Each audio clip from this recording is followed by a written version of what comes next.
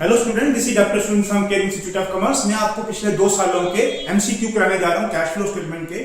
आपको पिछले वीडियो में भी कुछ एमसीक्यू मैंने भेजे हैं, कुछ और रह गए हैं, देखिए मेरे साथ, समझिए इनको। ये तो मुफ्त के नंबर होते हैं कि आप एक एक नंबर करके अपने एग्रीगेट को बढ़ा लेते हैं, तो इसमें कुछ इंपॉर्टेंट चीजें हैं जो मैं आपको समझाना चाहता हूँ। देखिए, which of the following will result in the flow of cash. इन नीचे में से कौन सा फ्लो है? फ्लो का मतलब, फ्लो ऑफ कैश का मतलब या तो इनफ्लो या outflow. Cash withdrawn from bank, इससे कोई फर्क नहीं पड़ेगा।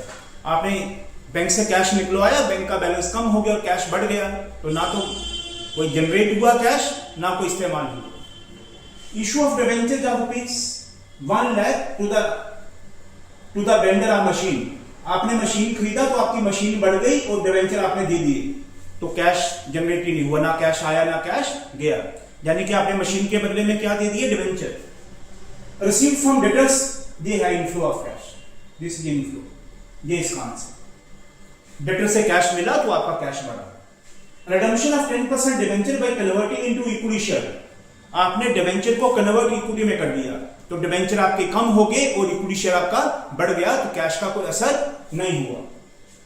Second, this is CBSE 2024। इसके पहले के 2 क्वेश्चन आपको ऑलरेडी चले गए हैं।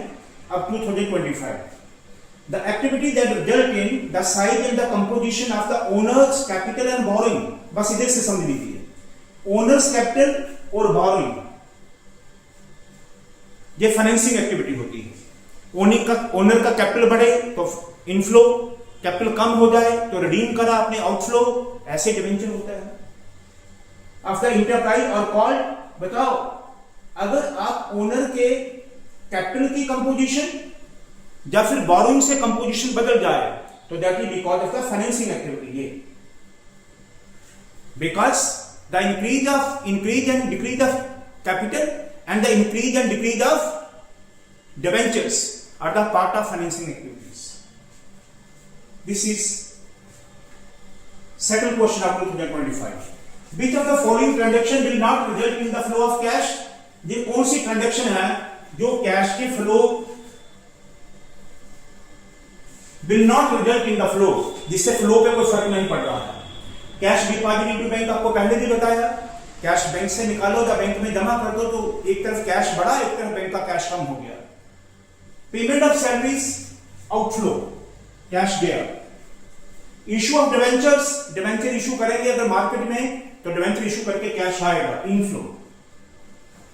Purchase of machine, investing activity का आउटफ्लो होता है, outflow.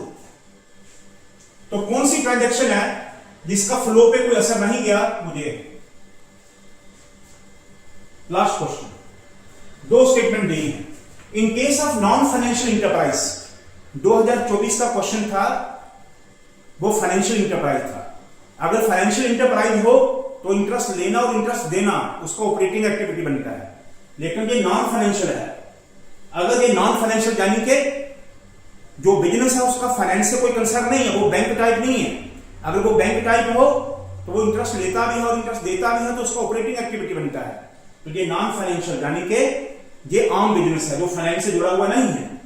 Payment of interest and dividend are classified as financing activity. तो ठीक है ना, अगर आप फाइनेंस का बिजनेस नहीं करते तो आपका इंटरेस्ट एंड डिविडेंड की जो पेमेंट करते हो, इंटरेस्ट की किस पे इंटरेस्ट की पेमेंट होती है? डिबेंचर के लोन पे, और डिविडेंड की पेमेंट होती है प्रेफरेंस शेयर के कैपिटल पे या इक्विटी शेयर के कैपिटल पे। तो ये दोनों को पेमेंट आप देते हो और क्लासिफाइड एज फाइनेंसिंग एक्टिविटी, बिल्कुल सही कह रहा है, क्योंकि डिविडेंड देते हो आप कैपिटल पे और इंटरेस्ट देते हो डिबेंचर पे, तो दोनों फाइनेंसिंग एक्टिविटी है, ये बिल्कुल सही है। Whereas receipt of interest and dividend, आपको जो इंटरेस्ट और डिविडेंड मिलता है, हमें मिलता है इन्वेस्टमेंट पे। अगर हमने डिबेंचर पे पैसा इन्वेस्ट करा है तो हमें इंटरेस्ट मिला, अगर हमने किसी कंपनी के शेयर में पैसा इन्वेस्ट करा है तो हमें डिविडेंड मिला। तो ये जो मिला है ये इन्वेस्टिंग एक्टिविटी का है, क्योंकि मिलता है इन्वेस्टिंग एक्टिविटी पे, हमने इन्वेस्ट करा तो हमें मिला। समझेंगे? तो ये स्टेटमेंट बिल्कुल सही है। अब statement 2, investing and financing transaction.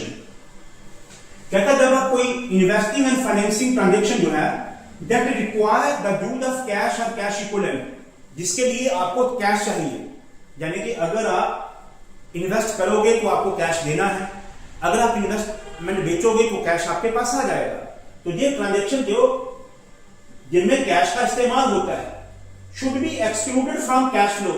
कहता है अगर आप इन्वेस्टिंग और फाइनेंसिंग एक्टिविटी में जहां भी आपका कैश का इस्तेमाल होता है उससे कैश फ्लो पे कोई फर्क नहीं पड़ता, तो ये गलत है, ठीक है। Should be excluded from cash flow, this is wrong.